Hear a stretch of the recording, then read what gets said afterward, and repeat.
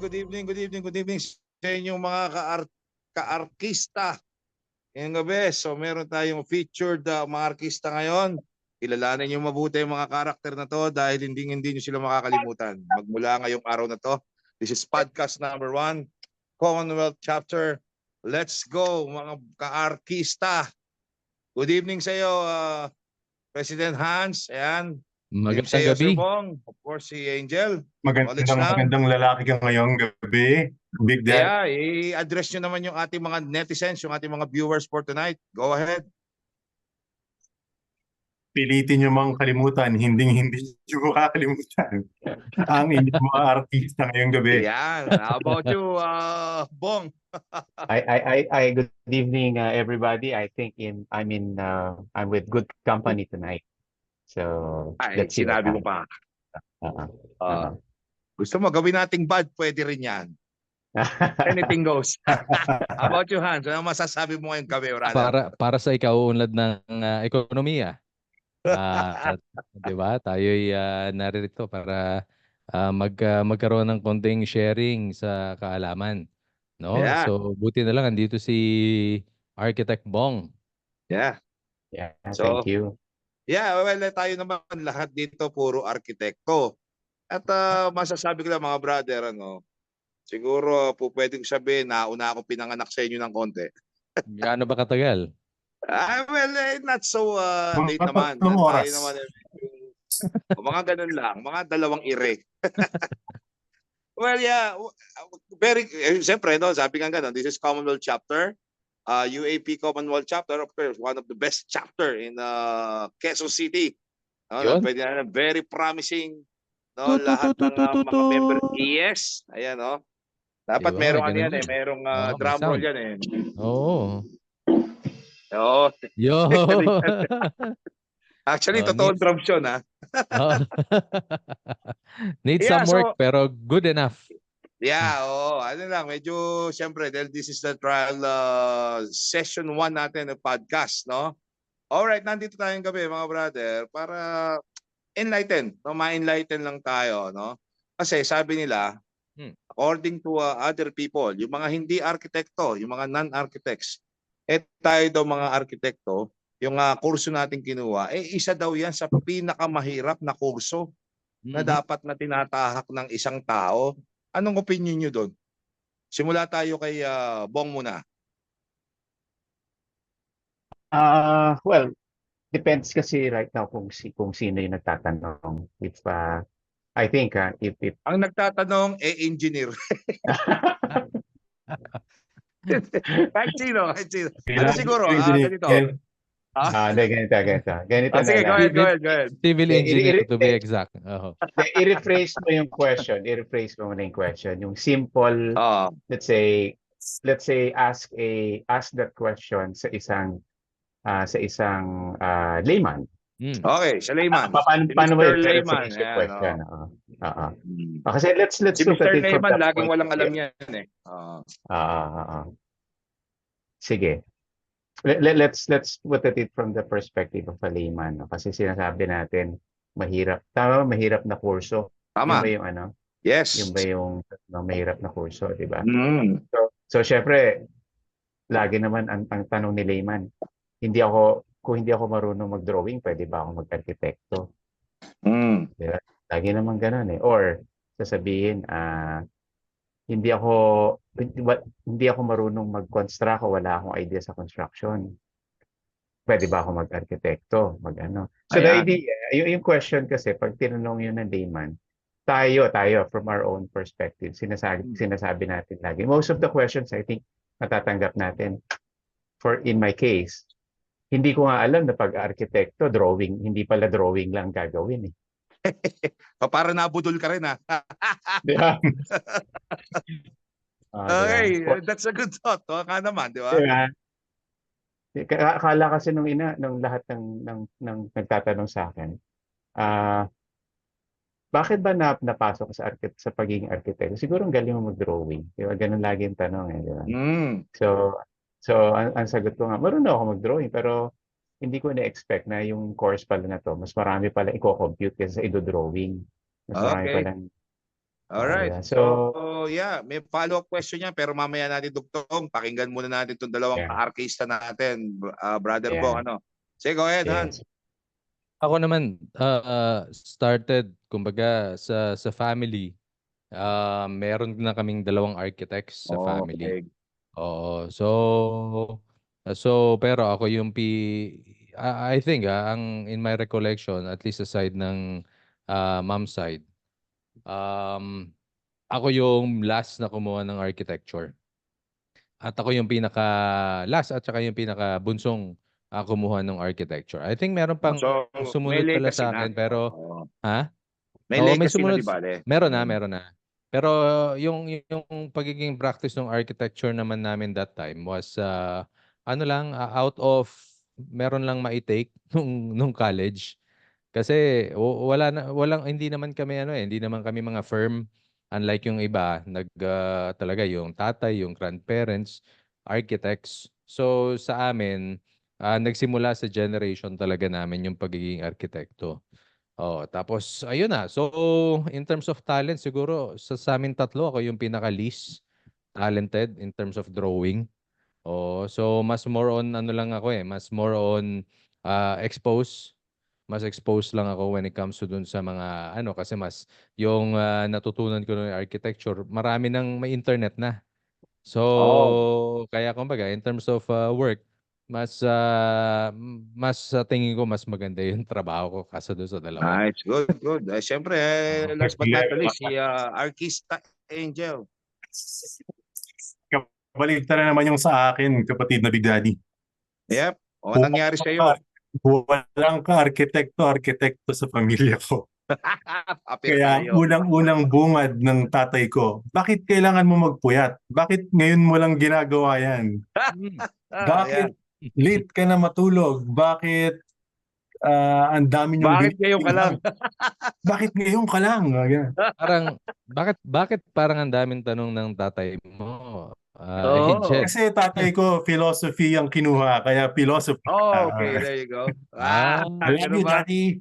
Okay. Gusto ko 'yun I love you, Daddy. Good evening. I love you, Daddy. Malapit na ang Father's Day. Yeah. Oo Sa nga. akin, basic. I'll go back to basic kasi nung very reason ko kung bakit ako nag-archi. Kasi may nagsabi sa akin na kung gusto mo ng medyo artsy na course, pero professional ka, doon ka na sa may titulo ka, mag-arkitekto ka na. Hayaan mo, walang math dyan. Yung pala isang malaking drawing. Nakabudol ka din, ha? Yung pala isang malaking drawing. Napatunayan natin na drawing pala ang walang math sa archi. Yun. Yun. Well, ako yours truly, very basic din ako. No? Ako yung nag-start sa family. Talagang ang gusto ko doon, astronaut Lahat naman tayo Di ba? Oo, may Ngayon, mga growing pangarap. up, Oo, may mga pangarap. Oo, Tama, astronaut kayo. tama. Ayun naman, yung sagot nyo, astronaut dapat yan Anyway, ako kaya naging Arky, letter A din naman siya, achievable. Tapos ang ano ko noon, ito lang challenge sa akin. Ito, non-racial pa na ako pinanganak sa inyo. Na-explain ko lang environment, 80s. Na-disappoint yung lolo ko kasi firstborn ako. Sabi niya, bakit architecture kukunin mo? Hindi ka mag-civil engineer, mas maganda yan dito sa Pilipinas. Well, actually, ako, lolo, kasi gusto ko architecture dahil natutuwa ako sa mga building. O sige, ito challenge.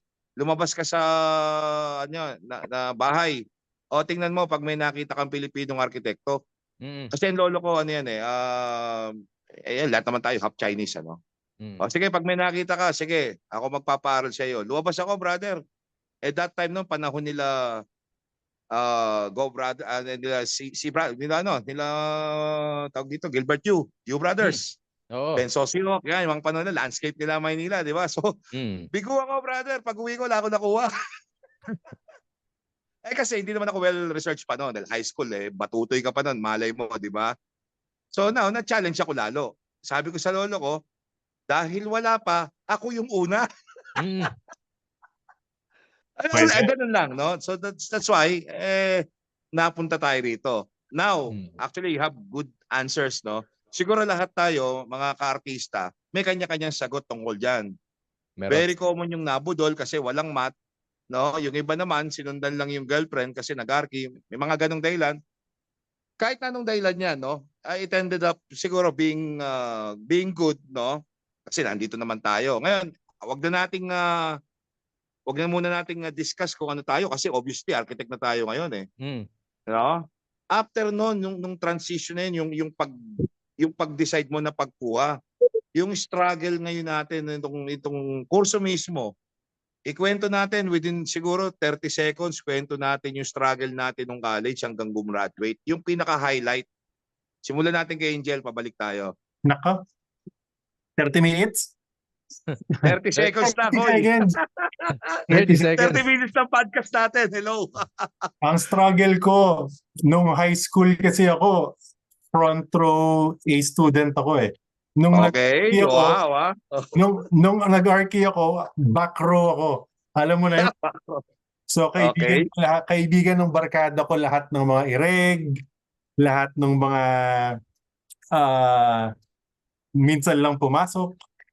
Okay. So with that, na-realize ko na yung struggle na, well, change in environment, change in the change in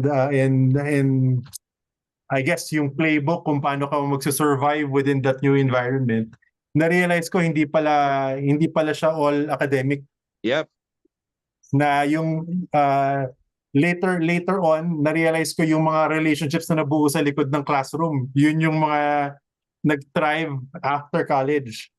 Yun yung mga professional relationships na medyo may pakinabang in the practice. Well, actually, I can Not attest to really that. academic. I have the same 30 seconds experience. na, stop na ako.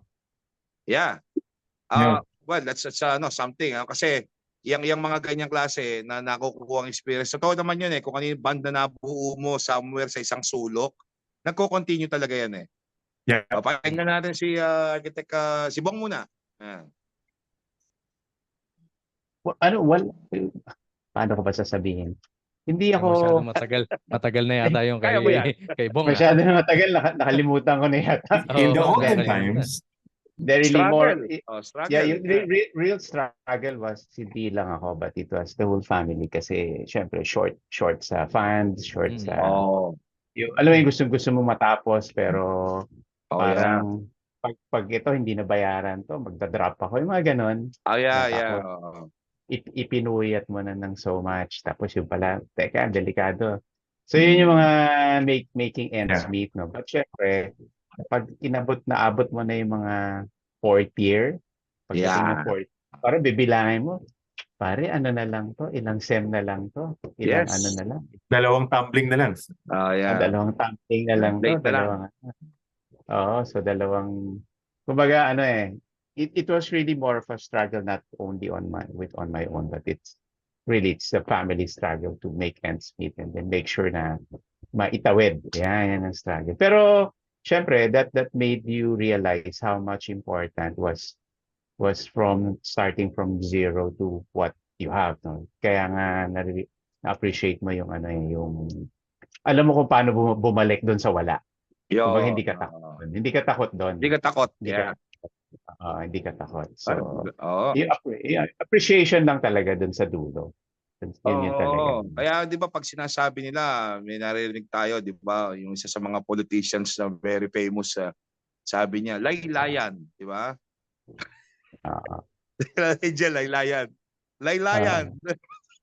Laylayan. Laylayan barely hanging. Pero here you are now. Tawag dito, no? Ang ngiting tagumpay, di ba? Ganun lang yan eh. Lahat naman may struggle, Pakinggan natin itong paghihirap naman ni Hans. Parang si Hans, walang struggle to eh. Parang naglaro lang to eh. Pero ka ba struggle, Brad? Marami. Pero pare, napakahirap sundan nung minention ni Bong, ha? And ako, very proud ako to know Bong. And sa tingin ko, maraming arkitekto na ganyan talaga ang pinagdaanan. At alam mo naman ng arkitekto ang tawag sa atin, di ba? Nation builders. Di ba? Kumbaga tayo nagpaplano, tapos siyempre kaakibat natin ng mga engineers natin, mga kapatid nating inhinyero, sila rin yung tumutulong para maisagawa kung ano yung vision natin, di ba? Ganun naman talaga ang trabaho ng arkitekto.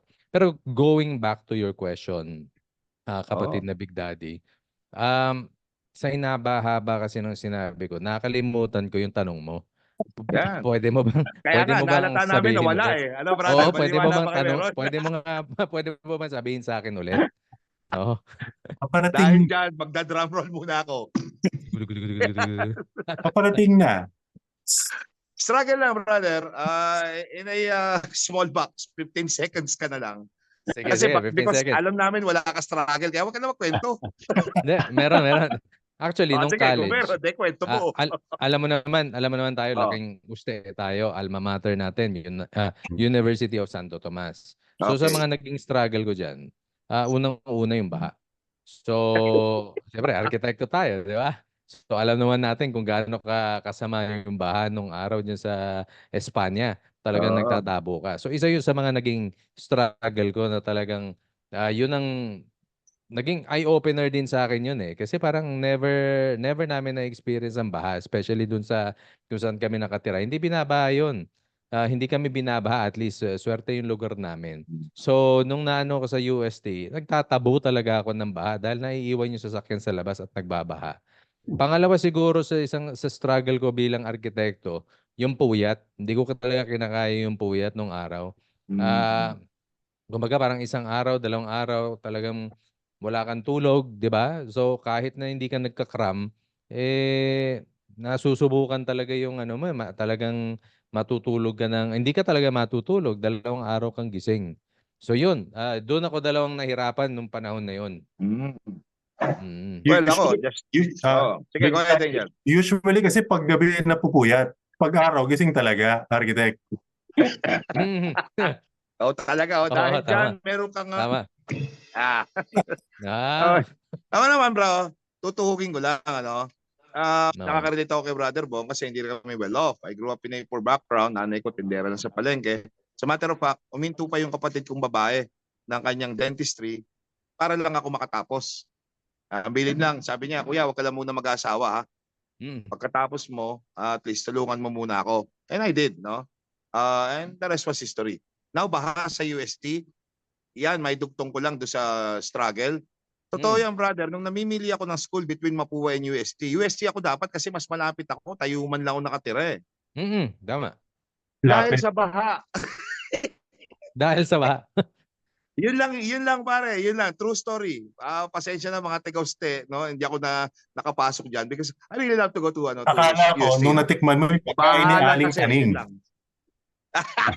Wala lang kasi kotse rin nun eh. Wala ako. Lalakad ako.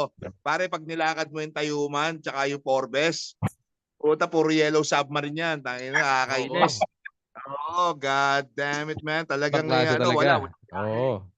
Ganun. Yan, talaga just a true struggle, no? Sa mga ibang pinanganak na mas late na pinanganak, na-solve na yata yung flooding dyan. No? Ay, Na oo, bumabaha. na-solve. Yung dumaan ako dyan, talagang nakita ko naman na malaki na ang pinagbago. Dati Okay. kasi yung bangketa dyan, isang dangka lang taas. Ngayon, one story na yung bangketa. Yung taas. So talagang kung bumahaman, hindi na aabutin yun. Yeah. Well, Oo. oo, no, sa totoo lang, brother, yung mga struggle na to, sa totoo lang, sabi ko nga, kulang yung isang araw pag-usapan eh. Oo. No? Ang sarap Siyempre, pag-usapan ito, oo. yung may inuming ka pa, may pulutan ka, no? Tapos lahat kayo mag-share na story. But doon sa 30 seconds pa lang, kita mo, medyo nakakaluha na. No? Kaya di ba tawag nila, bakit ang arki-arki mo? Diba? Well, hindi kami ma-arki. Nagkataon lang, yung arki mismo, ma-arki. Di ba? Ng ano natin yan, ng character natin yan bilang architect, I guess, because we're on the creative side eh. No? Kasama yan. Kasi sabi nga, kung di mo na-experience yan, then hindi mo may kukwento. Kung hindi mo naranasan yan, then wala kang alam.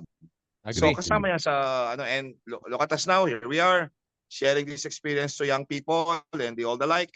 So marami pa tayong pwedeng buksang topic actually, no? Ready na ba kayo sa kasunod o gusto niyo munang kumanta?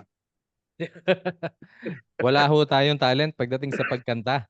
Siguro sa Ganun ba? pagsayaw Okay, meron sige, kahit cancel na muna papaano may natin. Ready ilalaban. na sana Oo. si Bong eh. Akala ko, arkitekto. Yung pala, mga barbero tayo. Ay, hindi na. Artista nga, we're artist. O, di ba? May tayo sa music din kasi form of art yan eh. No? So, ano tayo dyan? Ano lang siguro, hindi lang naka-ready yung pyesa. Sa susunod, pag nagsabi ko ngayon na, oh, ready ka na kumanta, ha? Dapat may kakanta talaga, ha? Kahit na isang phrase lang. Para medyo Ay. maging exciting yung podcast natin. Oo naman, oo naman, oo naman. Alright. Itong Okay. may singit ko lang, itong podcast nyo ba, ano ba to? Sponsored ba to o ano? Well, ganito ang lalabas na nga niya, supposedly, no? Itong background natin na to, nandito na dapat yung logo eh. Mm. No? Nandito dapat yung logo ng sikat na pintura, sikat na ilaw.